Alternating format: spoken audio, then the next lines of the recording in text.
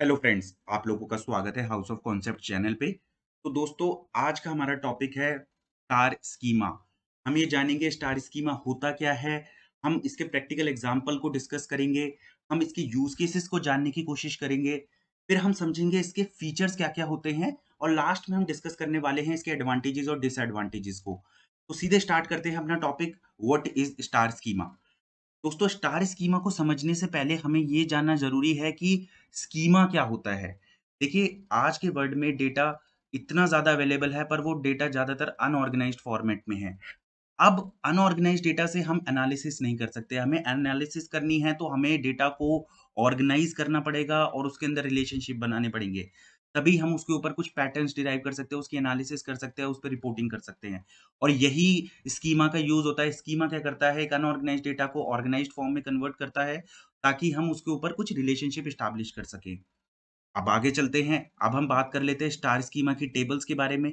जो-जो टेबल्स होती हैं स्टार स्कीमा के अंदर, उन्हें हम बेसिकली डायमेंशन और फैक्ट्स के बीच में क्लासिफाई करते हैं।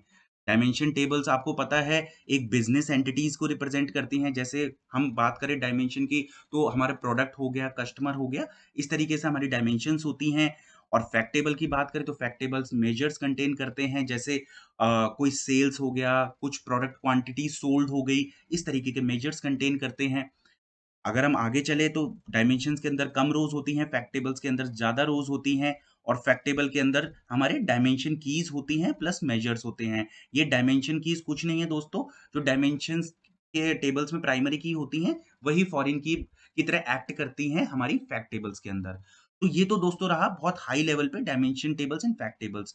अगर आपको ये कॉन्सेप्ट फैक्ट्स एंड डायमेंशंस का डीपली समझना है, तो मेरे इस चैनल पे एक सेपरेट वीडियो है, मैं उस वीडियो का लिंक डिस्क्रिप्शन में डाल दूँगा, आप उस पे जाके और डिटेल में फैक्ट्स और डायमेंशंस को समझ पाएँगे। और जैसे मैंने आपको बताया फैक्ट्स और डायमेंशंस बेसिकली प्राइमरी की फॉरेन की रिलेशनशिप से एसोसिएटेड होती है। कहने का मतलब है जो प्राइमरी की होगी डायमेंशन टेबल की, वो फॉरेन की तरह एक्ट करती है in fact table. That is the main concept. अब हम आगे चलते हैं और प्रैक्टिकली देखते हैं कि स्टार स्कीमा का स्ट्रक्चर होता कैसे है? क्यों हम स्टार स्कीमा बोलते हैं? आपको यहाँ दिख रहा होगा, मैंने एक स्टार तरीके के एक स्ट्रक्चर यहाँ पे बनाया हुआ है। इसके सेंटर में फैक्ट टेबल है और उसके आस-पास कुछ डायमेंशन टेबल्स हैं जो एक स्टार का एक स्ट्रक्चर का हमें इंप्रेशन सा दे रहे हैं।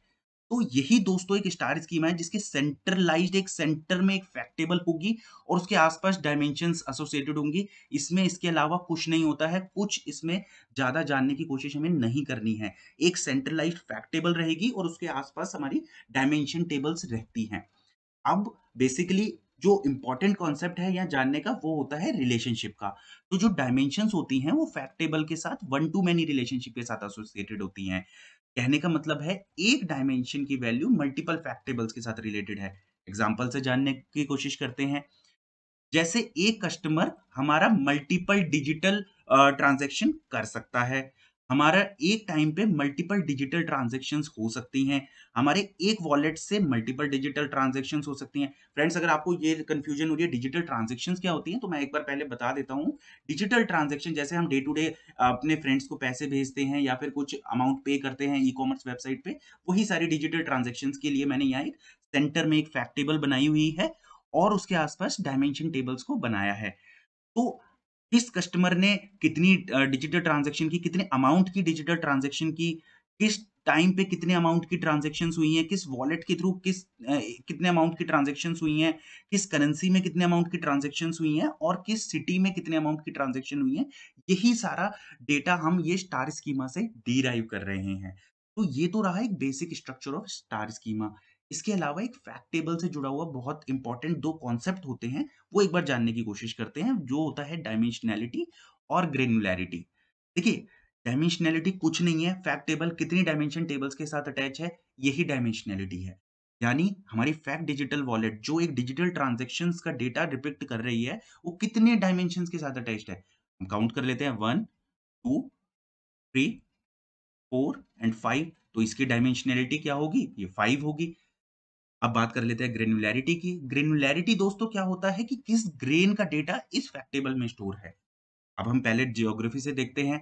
यहाँ का ग्रेन है, सिटी लेवल का डेटा स्टोर है हमारे फैक्ट टेबल में। टाइम को देख लेते हैं। सेकंड लेवल का डेटा यहाँ पे स्टोर है। तो जो ग्रेन है फैक्ट टेबल का, वो सिटी वाइज कह सकते हैं या फिर हमारे सेकंड वाइज कह सकते हैं। ये हमारा ग्रेन हो गया फैक्ट डिजिटल वॉलेट टेबल का। तो ये कॉन्सेप्ट जो है डायमेंशनलिटी ग्रेनुलैरिटी के बहुत इंपॉर्टेंट होते हैं जब हम एक रियल वर्ल्ड में स्टार स्कीमा को डिजाइन कर रहे होते हैं। और जो दूसरा मैंने आपको पहले ही बताया था, रिलेशनशिप कैसे एस्टैब्लिश करना होता है डायमेंशन और फैक्ट में, वो एक दूसरा इंपॉर्टेंट एक मेजर कॉन्सेप्ट होता है जो हमें समझना होता है। बात कर लेते हैं यूज़ केसेस की। तो अगर हमारे यहाँ पे देखें तो इसके यूज़ केसेस पहला होगा एड हॉक क्वेरीज़ हम इस पे कर सकते हैं।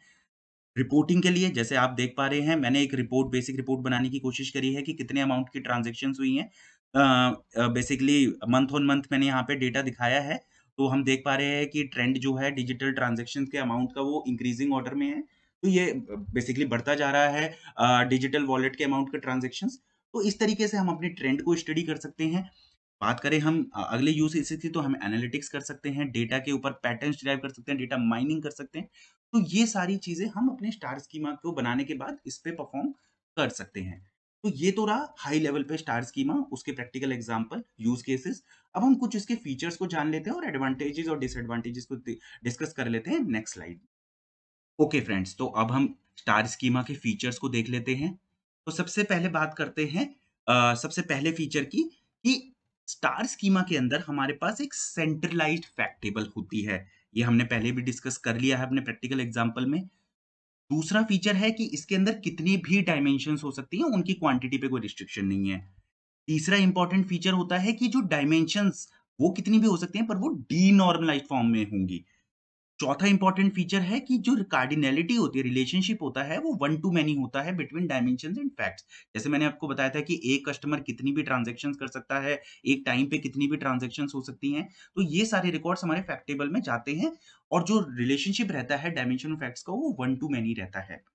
तो ये तो रहे कुछ इंपॉर्टेंट फीचर्स स्टार स्कीमा के। अब समझते हैं इसके एडवांटेजेस और डिसएडवांटेजेस को। तो पहला एडवांटेज आता है हमारे स्टार स्कीमा की better performance due to denormalized nature of dimensions. कहने का मतलब समझिए यहाँ पे।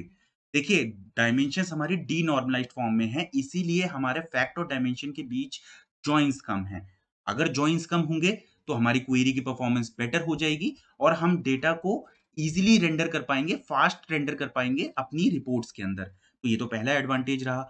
दूसरा एडवांटेज है, कॉम्प्लेक्स क्वेरीज़ भी नहीं होती हैं, क्योंकि हमारे नॉर्मल जॉइन्स होंगे। हमें केवल डायमेंशन और फैक्ट्स को ही जोड़ना है, उन्हीं को ही जॉइन करना है, इसीलिए हमारे जो क्वेरीज़ रहती हैं, वो भी सिंपल हो जाती है, क्योंकि एक सिंगल जॉइन रहेगा। हमारी सिंगल डायमेंशन मतलब एक डायमेंशन रहती है और उसके साथ हमारा फैक्ट रहेगा, उसको सिंगल जॉइन की तरह से जोड़ देंगे और हमारा ईज़िली डेटा फैच हो जाएगा, तो कॉम्प्लेक्सिटी भी कम होती है क्वेरीज़ की।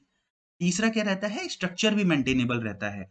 मेंटेनेबल कैसे रहेगा, क्योंकि हमारा डायमेंशन सिंगल लेवल पे है, डीनॉर्मलाइज्ड लेवल पे है, सिंगल फैक्ट टेबल है, तो स्ट्रक्चर भी हमारा मेंटेनेबल रहता है। हम इज़िली इस स्ट्रक्चर को मेंटेन कर सकते हैं। अब इसके डिसएडवांटेजेस को भी समझ लेते हैं। सबसे पहली बात, डेटा इंटीग्रिटी।